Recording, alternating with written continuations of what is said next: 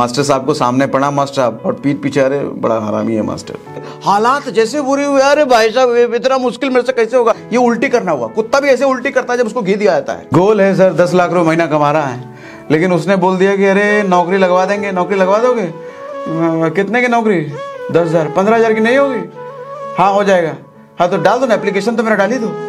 ले कहाँ 10 लाख की सोच रहे थे, 15,000 के पीछे भाग रहे हैं। कोई मोटिवेशनल बात होगी? अरे एनर्जी 2 दिन काम करेंगे ऐसा कि आज तक कभी किए नहीं, लेकिन तीसरे दिन सर बहुत तबीयत खराब है, बुखार आ गया, आपको पता नहीं है सर। लेकिन बकैती करने में अपने आप को इतना मजा है, उसने इतनी प्रैक्टिस करी, इतना अभ्यास किया है। बॉलीवुड के बड़े बड़े सितारे अपनी फिल्म को प्रमोट करवाने के लिए उसके पास आते हैं। मैं देखता हूँ गाड़ियों के पीछे स्टिकर लगा होता है महाकाल,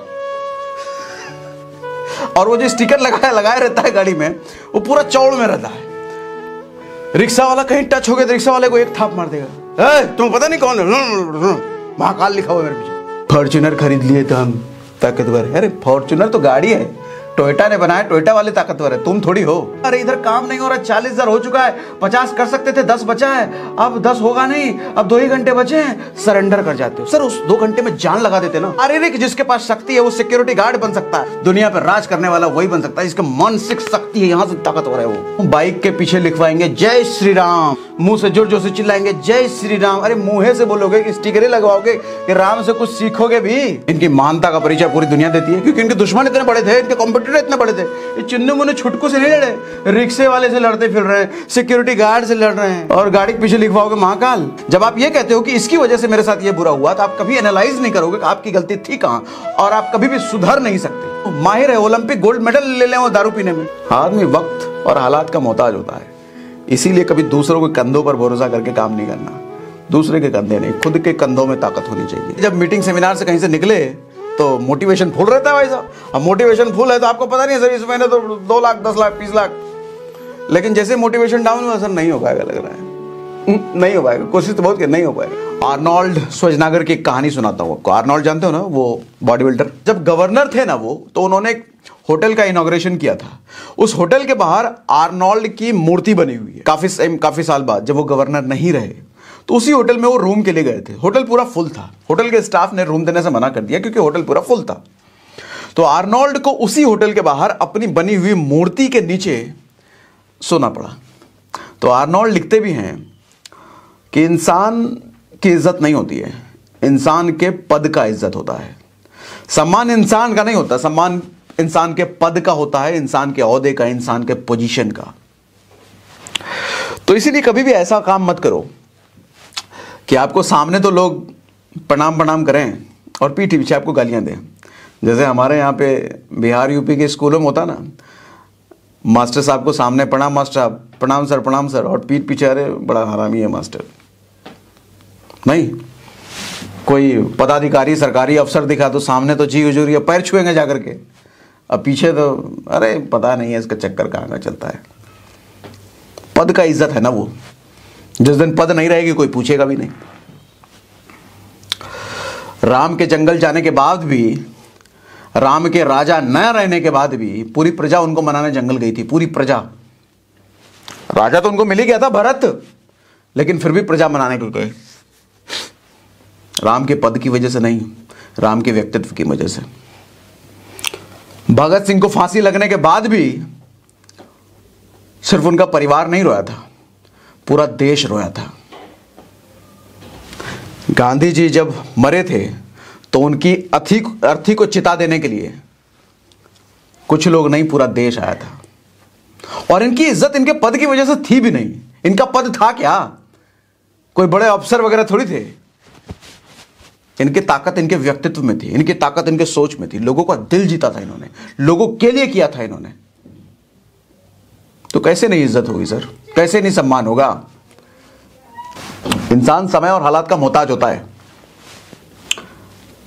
कई लोगों को आपने देखा होगा कि आपको सामने तो अभी प्रॉमिस कर रहे हैं कि ये कर देंगे सर, वो कर देंगे सर, आपको पता नहीं है कितना बड़ा मैचिंग करेंगे सर, कितना बड़ा बिजनेस कर देंगे सर, आपको पता नहीं है।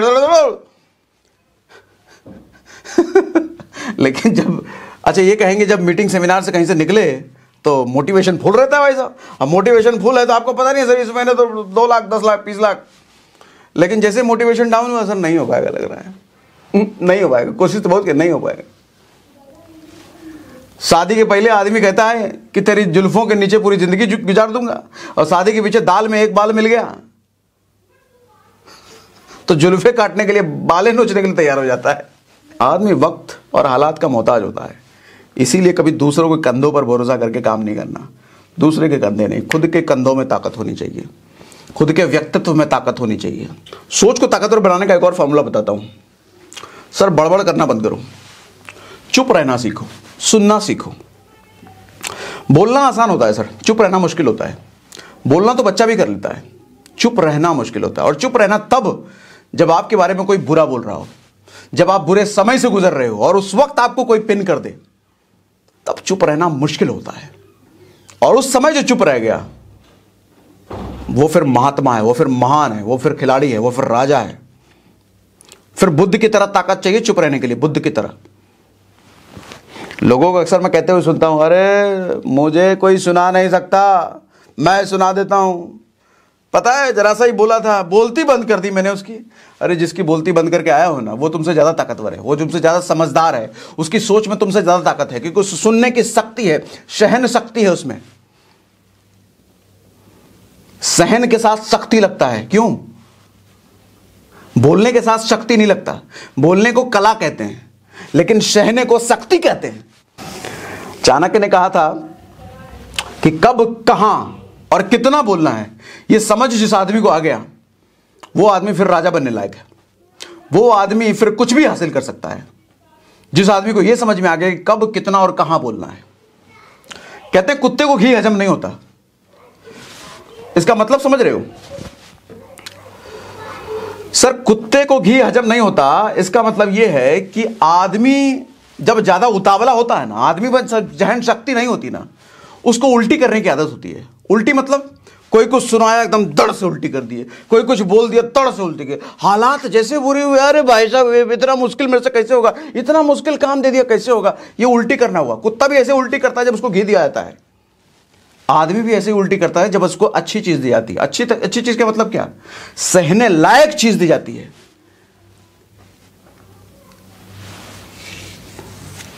जो आदमी घी को हजम कर लेता है ना, इसका मतलब यह है कि उसमें ताकत है, उसके पेट में शक्ति है पचाने की, और वो उसको पचा करके और ज्यादा शक्तिशाली हो जाता है। इसी तरीके से जब बुरा समय या बुरी बात आप तक पहुंचती है, आप उसको सहन कर लेते हो, तो सर आपकी शक्ति पहले से थी और आप और ज्यादा शक्तिशाली हो गए। किसने बुरा समय नहीं देखा? किसने बुरे लोगों को नहीं झेला? किसने बेइज्जती नहीं देखी? चाणक्य की बेइज्जती नहीं हुई। पाखंडी कह के, भूखा ब्राह्मण कह के, झूठा कह करके उसको धनानंद ने बाहर निकाल दिया था। देखो प्रकोप कैसा दिखा उस समय। वो ऐसा नहीं गाली उली देने लग गया, तुम्हारी गाली उली नहीं देने लग गया, वो मारपीट करने नहीं लग गया। चुपचाप कसम खा करके, चुटिया खोल करके निकल दिया भाई साहब। ताकत शक्ति का परिचय दिया, सहन शक्ति आती है ना, उसके बाद लिए बदला लेने की स्ट्रेटेजी होनी चाहिए ना। लेकिन कमजोर आदमी वहीं उल्टी कर देता है, मुझे ऐसे कैसे बोल दिया। सहना सीखो सर, परिस्थितियों को सहना सीखो, हालातों को सहना सीखो, कड़वी बातों को सहना सीखो। वो कड़वी बात कोई भी कह रहा हो, बड़े कह रहे हो, कई बार दुश्मन की कड़वी बात भी सहनी पड़ती है, गुरु की कड़वी बात सहनी पड़ती है। तभी तो सहन के साथ शक्ति लगता है, सहन शक्ति। मेरी बात से एग्री करते हो? मुझे चैट पे लिख के बताओ यस। मोहम्मद रसूख जी कह रहे हैं सर आपकी ट्रेनिंग का मैं दीवाना हूं। Thank you very much Rasookh ji. Sir दीवाना मत बनिए, सीखिए और इसको इंप्लीमेंट कीजिए। दीवाना बनने से कुछ नहीं होगा।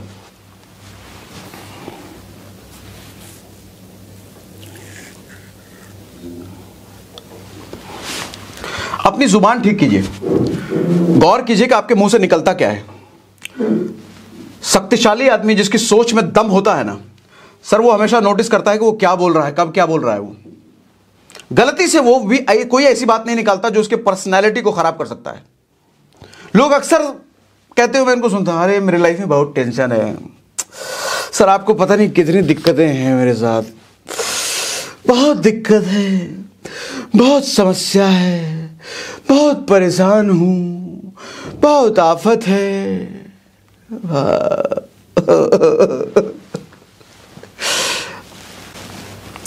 एक बात बताओ, आप जब कहते हो कि सर बहुत टेंशन है, ये कहने से आपका टेंशन कभी दूर होगा? आप जब ये कहते हो कि आपके साथ बहुत समस्याएं हैं, ये कहने से क्या समस्याएं दूर होगी? सर इसका समाधान करना पड़ेगा ना। आपको समस्या पता है, जब आपको यह पता चल जाए कि आपके घर में सांप निकला है, सर सांप को छोड़ दोगे, रहने दोगे अपने घर में, निकाल के बाहर करोगे? बाहर करोगे ना। तो जब आप ये चीजें बोलते हो, आपको पता है कि इससे समस्याएं ठीक नहीं होने वाली और इससे आपका मूड और हालात और ही खराब होता है, क्योंकि जब आप बोलते हो कि मेरी हालत बहुत खराब है, इसके आप उस वक्त अपना मेंटल स्टेटस चेक करो। आप उस वक्त खुद में दुखी फील करते हो। अगर दुखी नहीं भी हो, बोल के देखो, अरे मैं तो बहुत टेंशन में रहता हूं दिन रात। सर अगर टेंशन में नहीं भी हो तो ये बोलने के बाद आप टेंशन में आ जाओगे उस वक्त। तो जब आपको पता है कि ये प्रॉब्लम करता है आपके मेंटल स्टेटस पर, आपके दिमाग को डिस्टर्ब करता है, आपके काम को डिस्टर्ब करता है, तो ऐसी बात बोलते क्यों? ये क्यों नहीं कहते अपने सर से कि आप सर आपको नहीं पता कि मेरे में कितनी स्ट्रेंथ है, मेरे में क्या क्या खूबियां हैं, उनको इस्तेमाल करके मैं एक दिन बड़ा आदमी बन जाऊंगा। ये सब बातें क्यों नहीं बोलते? आज के बाद ये कहना बंद करो, अपनी दिक्कतों को गिनाना बंद करो। मुंह से जो अपनी दिक्कतें निकाल के चार आदमी को बताते हो ना, ये भी दिक्कत है, क्या हमदर्दी लेने, गर्लफ्रेंड पटाने के लिए निकले हो? कोई फायदा नहीं है सर इससे। कमजोरी अगर जान गए हो उसको ठीक करो, उसको पालो नहीं। और हमेशा ना ग्रैटिट्यूड रखो, गुरु के लिए, अपलाइन के लिए, भगवान के लिए, दूसरों के लिए। जब आपके साथ कुछ बुरा होता है तो उसका क्रेडिट हमेशा खुद को दो, किसी और की वजह से नहीं। मेरी किसी ना किसी गलती की वजह से मेरे साथ ये हुआ है, हमेशा ये कहना शुरू करो और उसको एनालाइज करो किस गलती की वजह से हुआ है। जब आप ये कहते हो कि इसकी वजह से मेरे साथ ये बुरा हुआ, तो आप कभी एनालाइज नहीं करोगे कि आपकी गलती थी कहां, और आप कभी भी सुधर नहीं सकते। दो गलती दोबारा करने की गुंजाइश बढ़ जाती है जब आप कहते हो कि उसकी वजह से मेरे साथ गलत हुआ है। तो सारी गलती तो आपने उसमें देख ली ना, आपने तो गलती देखी ही नहीं, तो सुधारोगे क्या? जब आप ये कहना शुरू कर देते हो कि जरूर मैंने कुछ गलती करी है जिसकी वजह से मैं आज ये भुगत रहा हूं, फिर आप सोचना, मनन, चिंतन शुरू करते हो और अपने आप को बेहतर करना शुरू करते हो। फिर अगली बार वो गलती नहीं होती, फिर आप बेहतर सिचुएशन में पहुंचते हो। लेकिन जब वो कुछ अच्छा हो तो अच्छा होते वक्त ये मत कहो कि मेरी वजह से अच्छा हुआ है। अच्छा होने वक्त अच्छा हुआ तो क्रेडिट हमेशा किसी और को दो, ना मिले तो भगवान को दो क्रेडिट। मैं तो हमेशा कहता हूं मेरे साथ जो भी अच्छा हो रहा है, भले कर मैं रहा हूं लेकिन करवा मुझसे ऊपर वाला रहा है। भले प्लानिंग मेरी है लेकिन उस प्लानिंग करने की बुद्धि मुझे ऊपर वाला देता है। तो कभी घमंड नहीं आता, कभी ये नहीं आता कि मैं ताकतवर, मैं अच्छा, मैं वाली फीलिंग नहीं आती सर। और जब आपके पे घमंड का लेवल चरम पर होता है ना, तो समझ लो पतन की शुरुआत वहीं से होती है। रावण के पतन का कारण घमंड था। घमंड में आदमी अंधा होकर के वो सारी चीजें करता है जो उसके विनाश का कारण बनती है। और इस घमंड से बचे रहने का एक ही तरीका है, आपके साथ जो भी अच्छा हो रहा है, जो भी अच्छा काम कर पा रहे हो आप, जो भी बेहतर कर पा रहे हो, उसका क्रेडिट किसी और को दो और भगवान को तो हमेशा ही दो, क्योंकि उसी की वजह से सब कुछ हो रहा है। लेकिन जब बुरा हुआ तो क्रेडिट किसी और के पास नहीं जाना चाहिए कि भगवान मेरे साथ बुरा कर। ऐसा नहीं, बुरा हो तो क्रेडिट खुद को, तभी तो एनालाइज करोगे।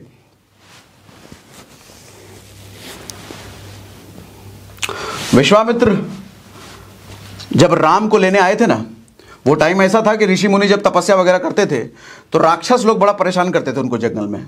तो विश्वामित्र अयोध्या गए राम को लेने के लिए कि राम उन राक्षसों को मारेगा। राम का उस वक्त राज्याभिषेक हुआ था नया नया। तो जब दशरथ के पास पहुंचे कि जरा भाई साहब अपने लड़के को भेजो, तुम्हारा लड़का हमको चाहिए, बहुत दिक्कत कर रहा है राक्षस। तो दशरथ बोले, अरे भाई साहब ऐसे कैसे, लड़का अभी भी कॉलेज पास आउट होकर के आया है, इसको काहे ले जा रहे हो? अभी तो लड़का जवान है, इसको खेलने खाने दो थोड़ा। पूरी सेना ले जाओ, इतनी बड़ी सेना है मेरे पास, टैंक वैंक सब भेजते हैं, इसको ले जाओ, एक एक राक्षस को चुन चुन के मारेंगे। तो विश्वामित्र ने क्या कहा, बड़ा ध्यान से सुनना। वो कहते हैं कि इन चार चीजों में से किसी भी एक चीज में अगर अधिकता हो जाए किसी इंसान के पास तो उस आदमी में घमंड हो जाता है। वो चार चीजें क्या हैं? सबसे पहला धन। किसी के पास बहुत पैसा हो गया तो भैया घमंड तो आ ही जाता है, पता है फॉर्च्यूनर लिए हैं भैया, फॉर्च्यूनर का घमंड। दूसरा बल, बहुत ताकत है। ताकतवर आदमी पूरी दुनिया को कमजोर समझता है, वो किसी को भी कुछ समझता ही नहीं। फिर जिसके पास बहुत ताकत है, बहुत बल है, दुनिया में कमियां निकालता रहता है। उसके बाद बुद्धि, जो बुद्धिमान व्यक्ति होता है उसको पूरी दुनिया बेवकूफ दिखती है। फिर सुंदरता, जो सुंदर आदमी होता है वो अपने चौड़ में रहता है, मैं सुंदर हूं, चाहे लड़का हो लड़के, अरे मैं सुंदर, मैं सुंदर, मैं सुंदर, खूबसूरत। तो विश्वामित्र कहते हैं कि इन चारों में से कोई भी एक चीज किसी के पास अधिक हो जाए तो उस आदमी को घमंड हो जाता है। राम में ये चारों चीजें हैं और भरपूर हैं, फिर भी घमंड नहीं है, इसलिए उसको लेने आया हूं, इसलिए राम ही चाहिए।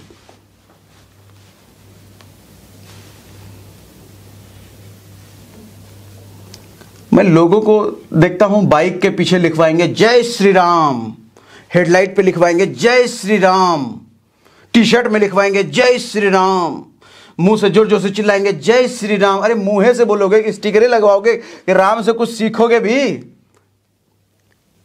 हम भगवान में मानते जरूर हैं लेकिन भगवान की नहीं मानते। राम का चरित्र कैसा था यह भी तो देखो। पूरा राज्य बोले भरत को दे दो, क्या दिक्कत है, भाई है अपना, ले ले ले ले। आज के टाइम में अगर भाई बोल दे भैया वो गांव वाला घर आप रख लो, शहर वाला घर हम रख लेते हैं, उसमें थोड़ा सा बनाते हैं, थोड़ा जमीन काम हो जाएगा, तुरंत कॉलर पकड़ लोगे। ऐसे कैसे?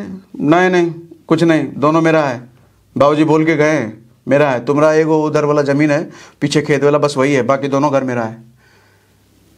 लिखवाओगे जय श्री राम और हरकत सारा रावण वाला करोगे। रावण यही तो था, अपने भाई को विभीषण को लात मार के बाहर कर दिया। हरकतें हमारे यही होती हैं, रावण वाली। और लिखवाएंगे जय श्री राम। मैं देखता हूं गाड़ियों के पीछे स्टिकर लगा होता है महाकाल, और वो जो स्टिकर लगाया रहता है गाड़ी में, वो पूरा चौड़ में रहता है। रिक्शा वाला कहीं टच हो गया तो रिक्शा वाले को एक थाप मार देगा। तुम पता नहीं कौन है, महाकाल लिखा हुआ है मेरे पीछे। किसी सब्जी वाले से लड़ेगा, छोटे छोटे लोगों से लड़ेगा। अरे महाकाल का मतलब मालूम क्या होता है?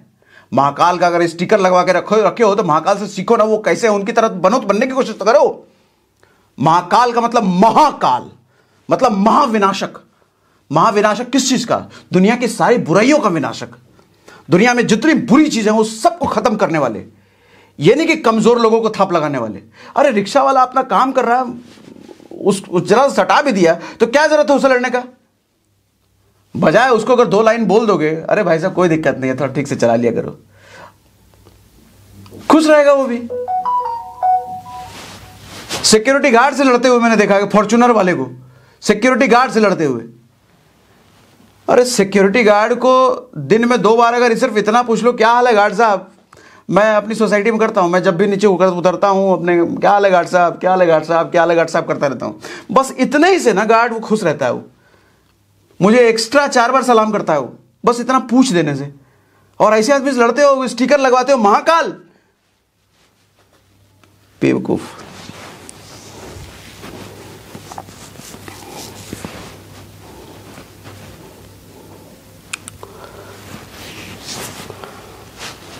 सोच में ताकत होनी चाहिए सर, मानसिक मजबूती जरूरी है। ये सब ना मानसिक अपंगता, मानसिक विकलांगता के लक्षण हैं, ये सब करना कमजोरी का निशानी है। फॉर्च्यूनर खरीद लिए तो हम ताकतवर है। अरे फॉर्च्यूनर तो गाड़ी है, टोयोटा ने बनाया, टोयोटा वाले ताकतवर है, तुम थोड़ी हो। तुम तो ताकतवर तब बनोगे जब अपने मानसिक चीजों को विकसित करोगे, जब अपने काबिलियत डेवलप करोगे, चरित्र लाओगे राम वाला, चरित्र लाओगे महाकाल वाला, तब जाके ताकतवर बनोगे ना।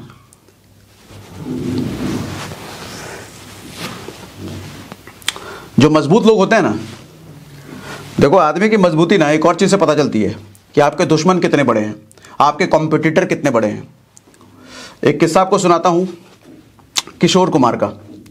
एक बार संजय गांधी जब उस वक्त थे, तो संजय गांधी और किशोर कुमार की जान पहचान थी। तो संजय गांधी और किशोर कुमार किसी पार्टी में मिले थे और संजय गांधी ने किशोर कुमार को बोला जरा अपना वो गाना उन्होंने सुनाओ जरा। तो किशोर कुमार बोले तो मैं तो गाने की फीस लेता हूं, तो फीस लूंगा तब सुनाऊंगा। तो संजय गांधी को लग गया बुरा, तो उन्होंने क्या करा, जितने टीवी वाले थे उस टाइम पे, जितने रेडियो चैनल थे, सब पे किशोर कुमार को बैन करवा दिया। और पूरे 1 साल तक किशोर कुमार बैन रहे थे। तो किशोर कुमार भाई परेशान। अच्छा, अब यहां पर देखो, मोहम्मद रफी जो किशोर कुमार के सबसे बड़े कॉम्पिटिटर थे उस वक्त, इन दोनों की एकदम 36 का आंकड़ा था। 36 का आंकड़ा कहने का मतलब गाने में कॉम्पिटिटर। किशोर कुमार के बराबर अगर कोई था तो मोहम्मद रफी, और मोहम्मद रफी के बराबर कोई था तो किशोर कुमार।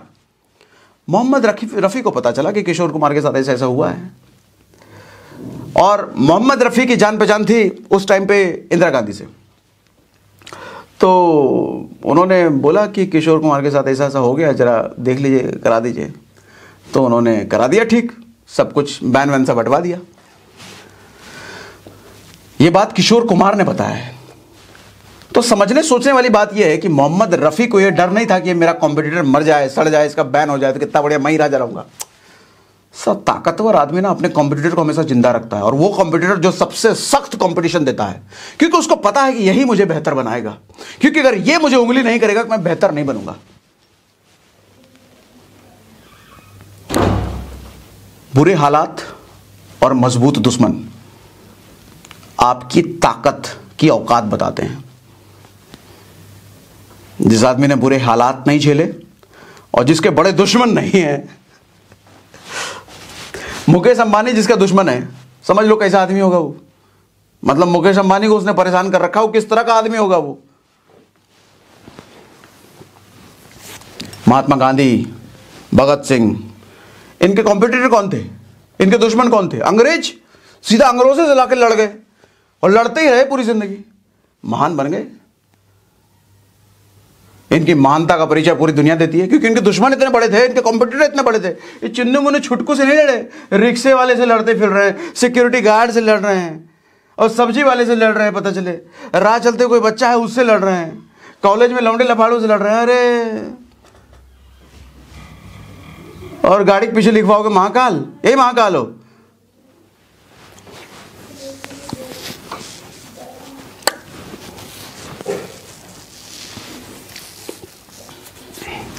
देखो, मजनू बनने का इतना ही शौक है ना, तो मेहनत को अपनी लैला बना लो, क्योंकि जिसने मेहनत से मोहब्बत कर ली ना, ये उसकी जिंदगी बना देती है।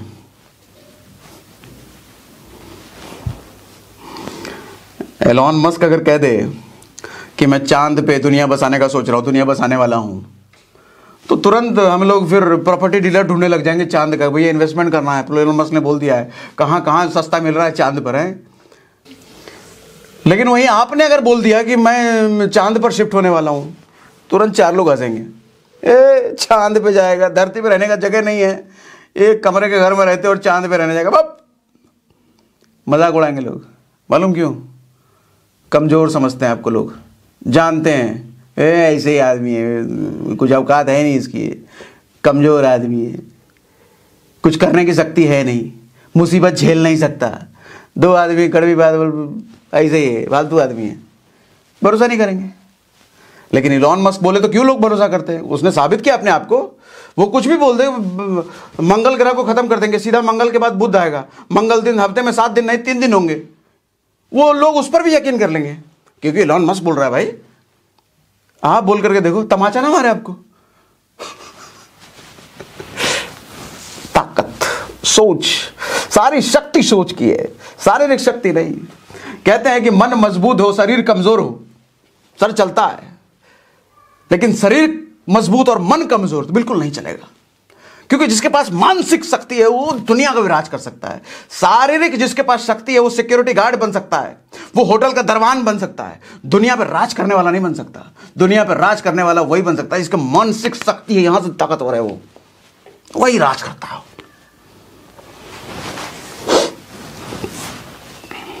आप कमजोर नहीं हो, बस आपने अपनी ताकत को मंझा नहीं है।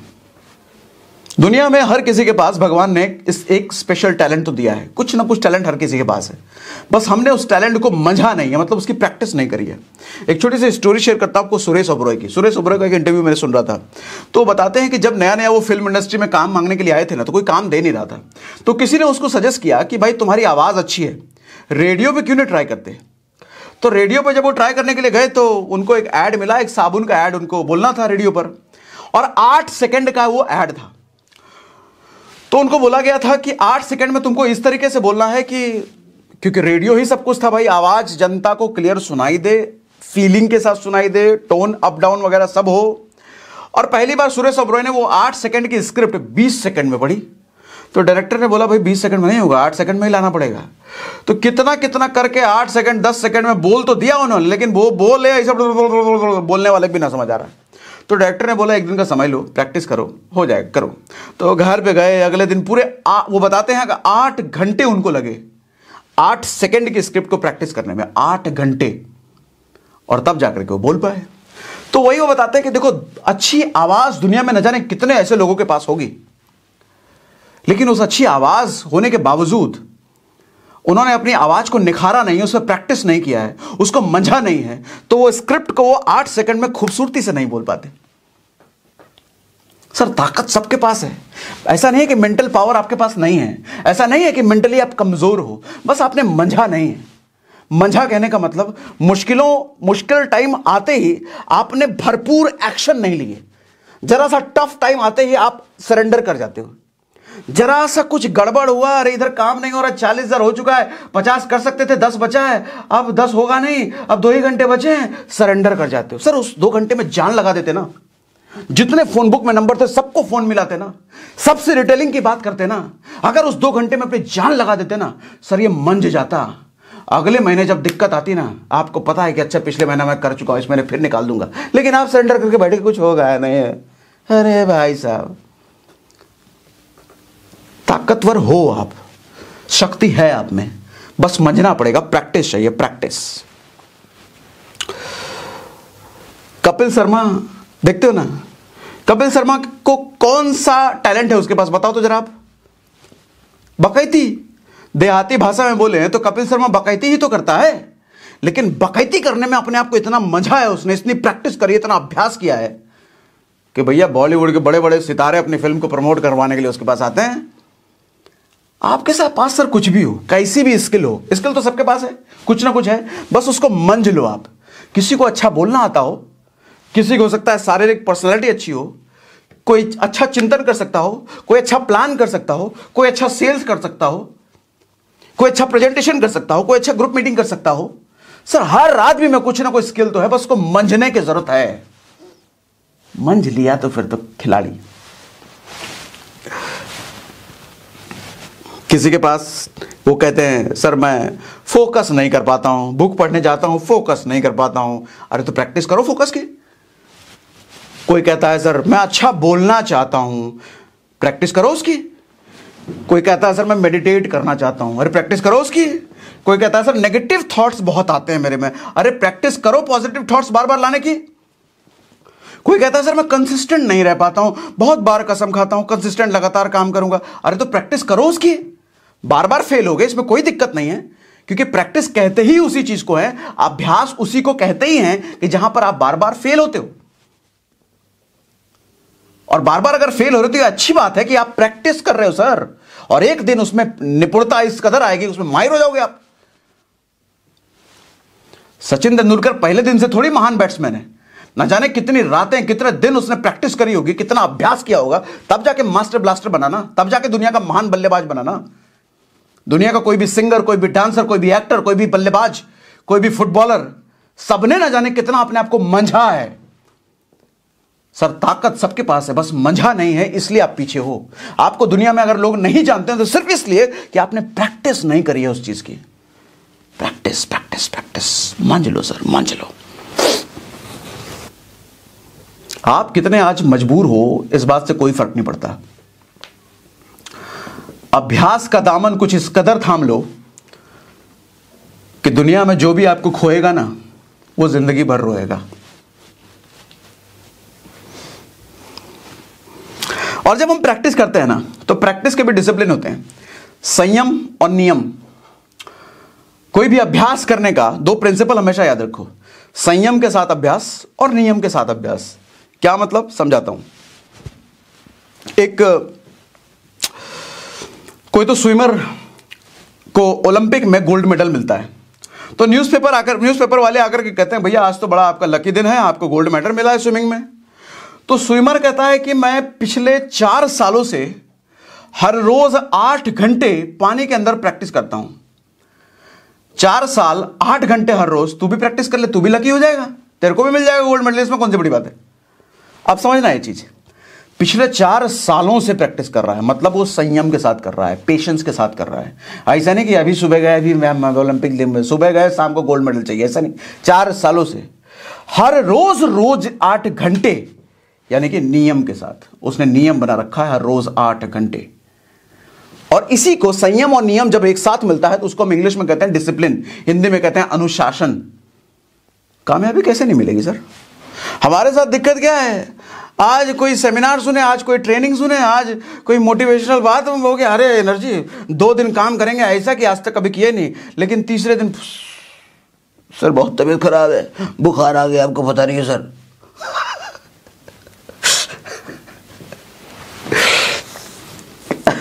फिर उसके बाद 1 हफ्ते कुछ नहीं, 10 दिन कुछ नहीं, फिर एक दिन कोई बोलेगा कुछ, कहीं से कुछ सुन लोगे, ताकत 2 दिन फिर काम कर, कुछ नहीं।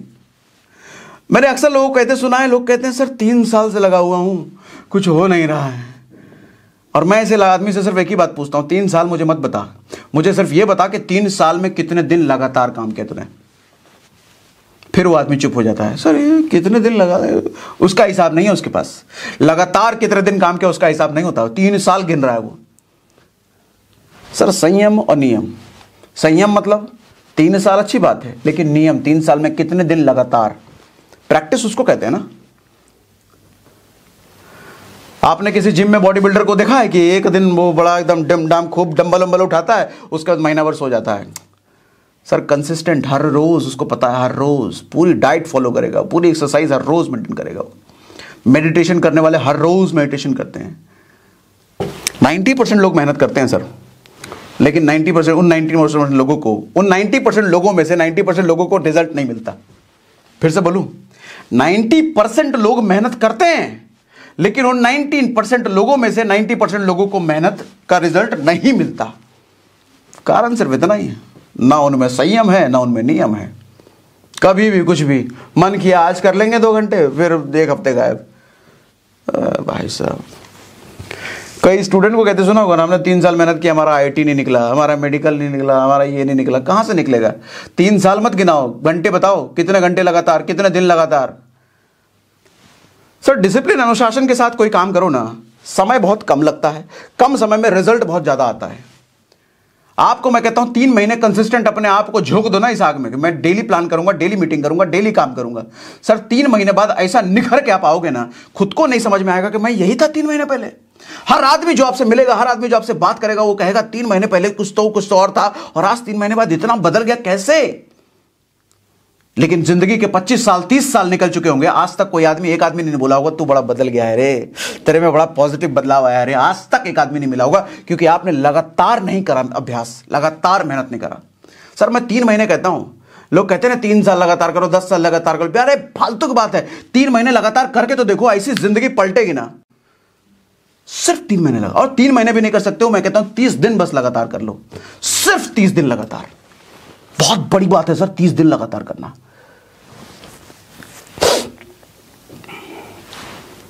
अभी मैंने फेसबुक पे लिखा भी था, जब कोशिशें अपनी चरम पर होती है ना, तो वहां नसीबों को भी सर झुकाना पड़ता है।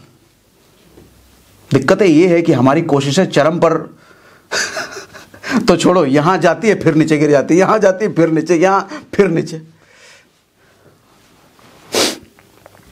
स्ट्रेस्ड हार्डवर्क है आज के टाइम पे लोगों का, स्ट्रेस्ड। बहुत मेहनत करने में बहुत ताकत लगती है। ताकत इसलिए लगती है कि सर आपने मेहनत को अपनी आदत में शामिल नहीं किया है। मेहनत को अपनी आदत में शामिल कर लो ना, और आदत बनने में बस कुछ दिन लगते हैं। 1 महीने जो मैं 30 दिन की बात कर रहा हूं ना सर, दुनिया में कोई भी काम आपको प्लान करने में एक्सपर्ट बनना है, सेल्स में एक्सपर्ट बनना है, हारमोनिया बजाना है, सिंगर बनना है, बल्लेबाज बनना है, कबड्डी खेलना है, फुटबॉल खेलना है, बोलना है, कुछ भी करना है सर, 30 दिन लगातार प्रैक्टिस तो करके देखो। किसी का बाप नहीं रोक सकता आपको उसमें माहिर बनने से। हाँ कह रहा हूं, टेबल ठोक के कह रहा हूं, किसी का बाप नहीं रोक सकता आपको उसमें माहिर बनने से। लेकिन मेरी कंडीशन सिर्फ इतनी है कि 30 दिन लगातार, एक दिन भी ब्रेक नहीं। नौटंकीबाजी नहीं चाहिए सर, आज तबियत खराब हो गई, आज इसकी तबियत, आज उसकी तबियत, आज ये काम हो गया, होगा, ये नौटंकीबाजी नहीं चाहिए। 30 दिन का मतलब 30 दिन लगातार कुछ भी चुन लो सर, माहिर बन जाओगे 30 दिन में।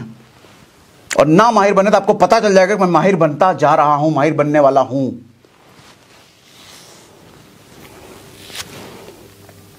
चार बजे उठना है, बहुत ताकत लगती है ना 4 बजे उठने में। मुझे तकरीबन महीना भर से ज़्यादा हो गया है, इन दिनों में 4 बजे उठ रहा हूँ। शुरुआत के 1 हफ्ते 10 दिन तो बहुत ताकत लगी, मतलब हर रोज़ सुबह मन यही कहे कि आज छोड़ दे भाई। लेकिन मैं उस वक्त अपने आप से सर बस यही सवाल पूछता कि आज तो छोड़ दूंगा, लेकिन जब 8 बजे 7 बजे 6 बजे नींद खुलेगी उस वक्त क्या जवाब दोगे? फिर तो एक्सक्यूज़, फिर तो मलाल रहेगा ना। उस वक्त मूड अच्छा होगा या मूड खराब होगा? मूड खराब होगा। बस हर रोज़ अपने मन को इसी तरीके से जवाब दे करके उठ जाता था। आज महीना भर से ऊपर हो गया, अलार्म की ज़रूरत नहीं पड़ती है, अपने आप 4 बजे उठता हूँ। 4 बजे उठता हूँ, दौड़ता हूँ, योगा करता हूँ, मस्त आदत में शामिल कर ली ना। सर दुनिया में कितनी भी अच्छी चीज़ और कितनी भी बुरी चीज़ आप उसको आदत में डाल लो, आपके लिए वो आसान हो जाएगा। जैसे मेरे जैसे आदमी को आप दारू का एक पैक दोगे बहुत मुश्किल है, मैं नहीं पी सकता क्योंकि मैं पीने वाला नहीं हूँ, कड़वा। लेकिन कई ऐसे लोग हैं पियक्कड़, एक्सपर्ट है, वो माहिर है, ओलंपिक गोल्ड मेडल ले लें वो दारू पीने में, बोतल का बोतल कटक जाए, उनको बोतल रखो ना 5 मिनट के अंदर बोतल खाली मिलेगा आपको। क्यों? आदत हो चुकी है उनको, तो एक्सपर्ट है। इसी तरीके से दुनिया में ऐसे कितने लोग हैं जो 20 साल 15 साल 10 साल से सुबह 4 बजे उठते हैं, उनको 4 बजे उठने में कोई तकलीफ नहीं है, आराम से। जैसे आप दिन के 9 बजे उठते हो वैसे वो दिन के सुबह 4 बजे उठ जाते हैं। और 4 बजे उठने का फायदा क्या है मालूम? इसका स्पिरिचुअल बेनिफिट है। जब सुबह 8 बजे 9 बजे 10 बजे आप उठते हो ना सर, दुनिया के सारे राक्षस उस वक्त जगे हुए होते हैं। राक्षस कहने का मतलब जितने नेगेटिव एनर्जी वाले लोग होते हैं, स्ट्रेस्ड लोग होते हैं, परेशान लोग होते हैं, समस्याओं वाले लोग होते हैं, वो सब जगे हुए होते हैं। तो नेचर ना फुल ऑफ नेगेटिव एनर्जी होती है और आप उसी नेगेटिव एनर्जी के जोन में जाग रहे हो, तो जगते ही आपको एक नेगेटिव एनर्जी मिलती है। लेकिन वहीं सुबह 4 बजे कौन लोग जगते हैं? मेडिटेशन करने वाले, योग करने वाले, अभ्यास करने वाले, या कुछ बड़ी उपलब्धि के लिए वो लगातार प्रयासरत हैं, वो लोग 4 बजे उठते हैं। ब्रह्म मुहूर्त इसीलिए तो कहते हैं। और वो लोग जब नेचर में जग करके काम कर रहे हैं तो वो उस वक्त पूरा ऑरा, पूरे सृष्टि, पूरे ब्रह्मांड का एनर्जी कैसा है? पॉजिटिव, सकारात्मक। आप देखोगे सुबह 4 बजे उठ करके ना कभी भी आपको कोई गड़बड़ काम करने का मन नहीं करेगा। सुबह 4 बजे जिस दिन आप उठ गए, मन यही करेगा कोई अच्छा भक्ति गीत सुन लें, कोई अच्छा काम कर लें, कोई एक्सरसाइज कर लें, कोई योग कर लें। कभी मन नहीं करेगा सुबह 4 बजे उठ गए तो भाई साहब कुछ सिनेमा देख लें, कोई डिस्को भांगड़ा वाला डांस कर लें, वो सब कभी मन नहीं करेगा। कुछ अच्छा ही मन करेगा सुबह उठोगे तो। क्यों? सर वो ऑरा काम कर रहा होता है। वो 4 बजे ना सकारात्मकता इतनी भरपूर होती है कि हमारे मन में कुछ अच्छा ही करने का आता है। लेकिन 9 बजे उठो, उठते ही फोन देखोगे, अरे यार लाइक नहीं आया, कम आया लाइक, इसका मैंने लाइक किया था, पिछला फोटो लाइक किया था, इसने मेरा लाइक नहीं किया, आज के बाद इसका लाइक मैं भी नहीं करूँगा। अच्छा कमेंट किया है इसने, ओ क्या लिखा है? ग्रेट, सिर्फ इतना ग्रेट लिख के छोड़ दिया। पिछली बार इसके कमेंट में तो मैंने एक लाइन पूरा लिखा था, इसने सिर्फ काफ़ी ग्रेट। अच्छा अगले इसके कमेंट में मैं भी ग्रेट लिख के छोड़ दूंगा। नेगेटिविटी आ रही है, गुस्सा आ रहा है, बुरा लग रहा है। 9 बजे उठोगे तो यही सब काम होगा, 4 बजे उठोगे तो ये सब फीलिंग नहीं आती है।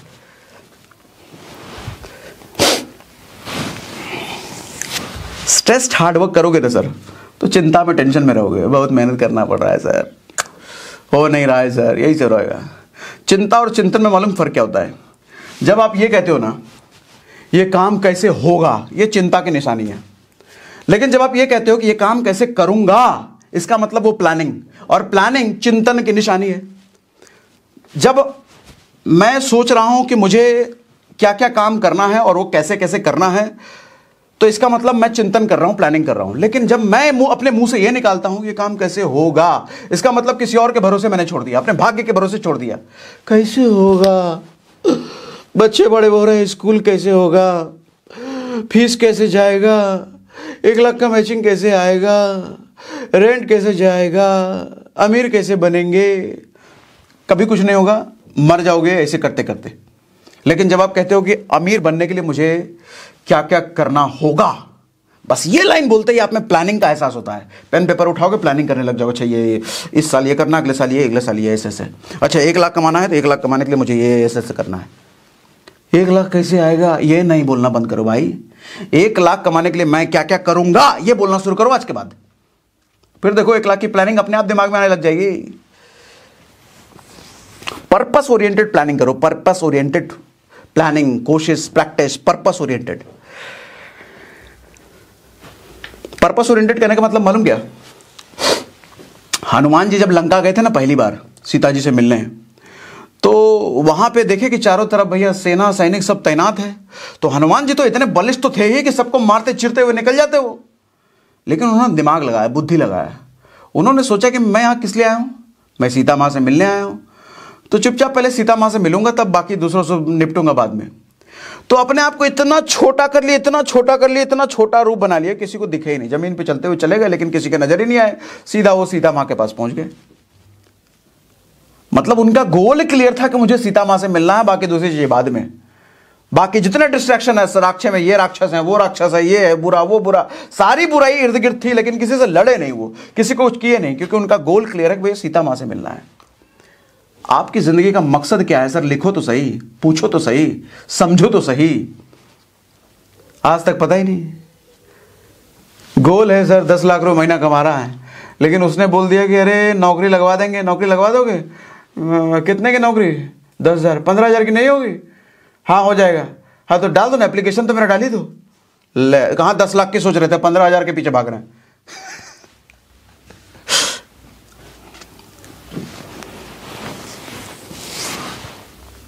समुंदर जब हनुमान जी पार कर रहे थे पहली बार, तो रास्ते में पर्वत आए। तो पर्वत ने कहा कि मैं श्री राम का बड़ा शुक्रगुजार हूं, हमेशा से उनको मानता हूं। आप उनके दूत हैं, तो आइए थोड़ी देर हमारे पर्वत पर रेस्ट कर लीजिए, उसके बाद जाइएगा लंका। तो हनुमान जी कहते हैं कि अभी रेस्ट नहीं करूंगा, क्योंकि अभी मैं निकला हूं राम का काम करने के लिए। तो जब तक राम का काम खत्म ना कर दूं, तब तक रेस्ट नहीं करूंगा। समझना इस मैसेज में क्या कंक्लूजन निकलता है, लेसन क्या है सर? मोमेंटम। वो जब काम के लिए निकले हैं तो वो कह रहे हैं जब तक काम खत्म नहीं करूंगा तब तक रेस्ट नहीं करूंगा। लेकिन हम क्या करते हैं? एक हफ्ते मेहनत कर ली, अब थोड़ा रेस्ट कर लेते हैं। एक हफ्ते में क्या गोल हासिल कर लिए? कितने का गोल था? जो गोल बनाए थे पूरे महीने का, वो गोल खत्म हो गया 1 महीने में, नहीं हुआ ना, तो काहे को रेस्ट? चल काम में लगो। क्लोजिंग के लिए क्या टारगेट बनाए? कुछ बनाए थे ना? हुआ टारगेट पूरा? नहीं। और घर पे बैठे हो, निकलो भी, सोना नहीं है, निकलो घर से, निकलो काम में लगो।